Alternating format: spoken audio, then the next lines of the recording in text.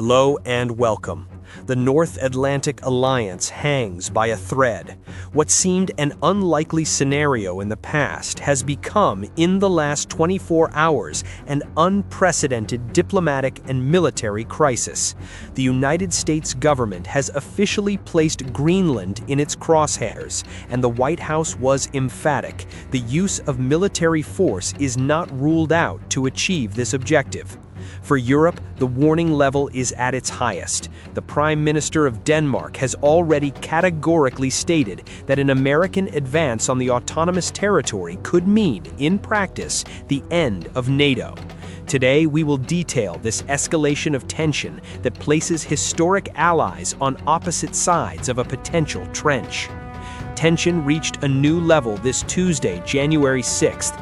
In an official statement, White House Press Secretary Caroline Leavitt declared that the acquisition of Greenland is now a national security priority for the United States, and the declaration that echoed through the corridors of Brussels and Copenhagen was precise. Using the American armed forces is always an option at the disposal of the commander-in-chief. This shift in tone is drastic. If previously the discussion revolved around a real estate transaction, now the discourse is one of sovereignty and military strategy. Secretary of State Marco Rubio tried to calm tensions in meetings with lawmakers, stating that the primary intention is to purchase, not to invade. However, sources confirm that on the same day, President Donald Trump requested an updated and immediate version of a plan to acquire the island from his aides. It is fundamental to contextualize the moment we are living in. European concern is not unfounded. International analysts point out that the recent United States attack on Venezuela created a dangerous precedent. The message understood by global leaders was clear. The current American administration is willing to use its military power unilaterally to secure interests in the hemisphere. Greenland, where the U.S. already operates the strategic Pituffik space base, seems to be the next step in this doctrine.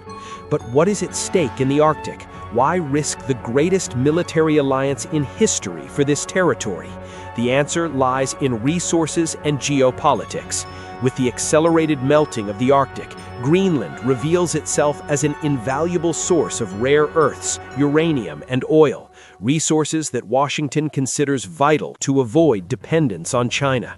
Furthermore, the island's geographic position is crucial for controlling new shipping routes and serving as a containment barrier against Russia and Europe itself. Trump does not just want a leased base, he seeks total sovereignty over the territory. The European response was swift. Denmark and Greenland are seeking an emergency meeting with American diplomats. In a joint statement, they reinforced that Greenland belongs to its people. But behind the scenes, the movement is defensive. French Foreign Minister Jean-Noël Barrot confirmed that Paris, Berlin, and Warsaw are drafting a joint response plan should the annexation threat materialize. The scenario is extremely grave. Danish Prime Minister Mette Frederiksen touched on the nerve center of the issue. NATO is based on the principle of mutual defense. If the leading member of the alliance attacks the sovereignty of another member, the treaty becomes meaningless. We would be facing the collapse of the security structure that has maintained peace in Europe since World War II. At this moment, the world watches to see if diplomacy can curb the White House's territorial ambitions, or if we are about to see a historic rupture in the West. We will continue to follow every development of this crisis. The question remaining for the international community is, will NATO survive 2026? I'll leave it there. Thank you for watching, and see you in the next edition.